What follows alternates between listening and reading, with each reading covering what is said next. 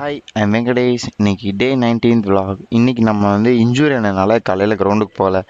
சரின்னு சொல்லிட்டு கரெக்டாக முக்கியமான வேலையை ப்ரோட்டீன் ஷேக் வந்து அதை சாப்பிட்டு முடிச்சுட்டு காலேஜுக்கு சட்டை போட்டுன்னு கிளம்பிட்டோம். கிளம்பிட்டு வெயில் வந்து கொளுத்திங்க ஐஸ். வெயில் போட்டு ரொம்ப சாவடிக்குது. நீங்களும் உங்கள் பாடியை வந்து ஹைட்ரேட்டடாக ஜூஸோ கூலோ ஏதாவது குடிச்சு வச்சுக்கோங்க உங்கள் நல்லதுக்காக. என் மூஞ்சில் பார்த்தீங்கன்னா ஒரு பொக்களம் வந்திருக்கும். அது ரொம்ப டிஸ்டர்ப் பண்ணுது. என்னன்னு சொல்கிறது, நீங்களும் இந்த மாதிரி இல்லாமல் ஜூஸ்லாம் குடித்து உங்கள் பாடி ஹைட்ரேட்டடாக வச்சுக்கோங்க.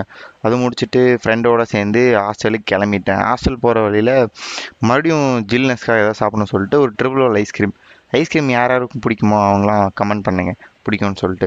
அதுக்கப்புறம் சாப்பிட்டு முடிச்சுட்டு நாங்களும் வந்துட்டோம். இன்றைக்கி நம்ம காலேஜில் வந்து அத்லெட்டிக்ஸ் டிபார்ட்மெண்ட் மேட்ச் நடந்துச்சு ஃபஸ்ட் இயருக்கு. சரின்னு சொல்லிட்டு அவங்களுக்கு அஃபீஷியல் பண்ண கரெக்டாக கேப்லாம் போட்டு கிளம்பியாச்சு.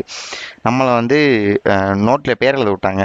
அது எழுதி முடிச்சதுக்கப்புறம் பார்த்தீங்கன்னா அதுக்கப்புறம் ஹை ஜம்ப்பு, அதுக்கப்புறம் 100, 200 அது மாதிரி நிறைய ஈவெண்ட் நடந்துச்சு. போகிறதுக்குள்ளே முன்னாடி முடிஞ்சிச்சு. சரின்னு சொல்லிட்டு சும்மா ஓடலான்னு சொல்லிட்டு எங்களை ஒரு ரிலே ஓட விட்டாங்க.